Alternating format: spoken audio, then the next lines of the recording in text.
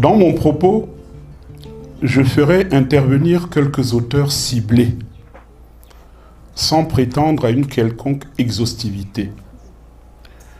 Je vais solliciter le concours des écrits qui me parlent et semblent en phase avec ces questionnements.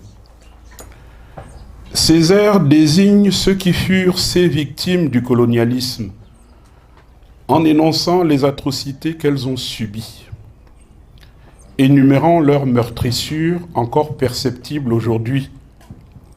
Et comme un refrain d'une mélopée répétitive, il dira, et je cite, « Je parle de millions d'hommes arrachés à leur Dieu, à leur terre, à leurs habitudes, à leur vie, à la danse, à la sagesse. Je parle de millions d'hommes à qui on a inculqué savamment la peur, le complexe d'infériorité, le tremblement, l'agenouillement, le désespoir, le larbinisme.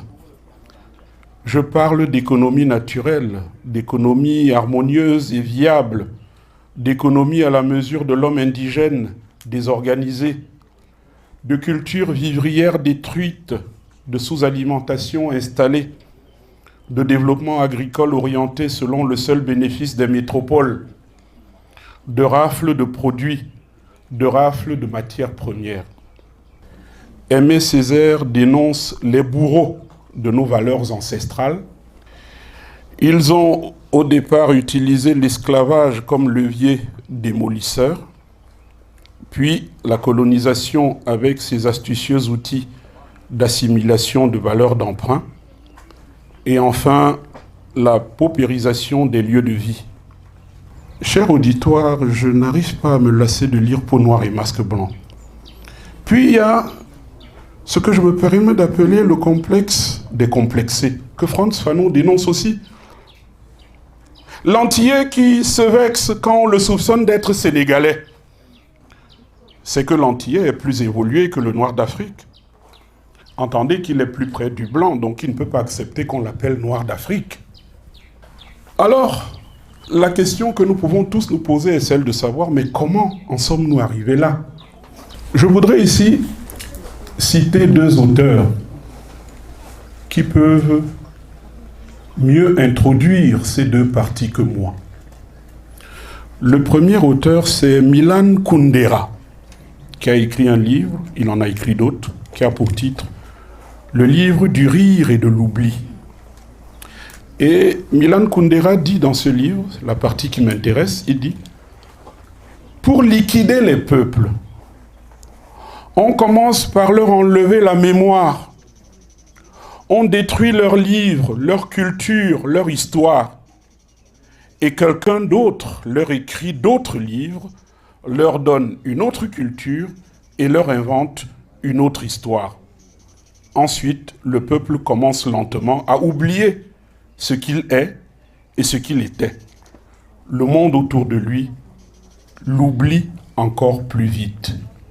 On en est arrivé là parce que nos ancêtres qu'on a tendance à accuser, mais ils ont été brutalisés. Ils sont passés par un rouleau compresseur. Ils ont été chosifiés. Et justement, ils n'avaient pas d'autre alternative puisque la civilisation qui venait de les battre, de les écraser, était la seule alternative. Et c'est pour ça que finalement, ils ont troqué nos valeurs culturelles ancestrales contre cette forme d'assimilation qui crée toutes les contradictions qu'on remarque chez nous tous aujourd'hui. Donc, les premiers chrétiens ont été asservis, ils ont subi un lavage de cerveau, ils ont été, comme on pourrait utiliser un langage moderne aujourd'hui, ils ont été formatés. Et les enfants qu'ils ont commencé à faire, mais ils leur ont enseigné cet esprit d'asservissement et cette hybridation, ces multiples cultures difficiles à gérer qui aujourd'hui créent ces hommes et ces femmes hybrides que nous sommes et qui expriment leur malaise en marchant à reculons vers la tradition et en marchant avec questionnement vers le christianisme et la modernité. J'ai compris, Votre Majesté. Je m'arrête là. Merci, merci, merci.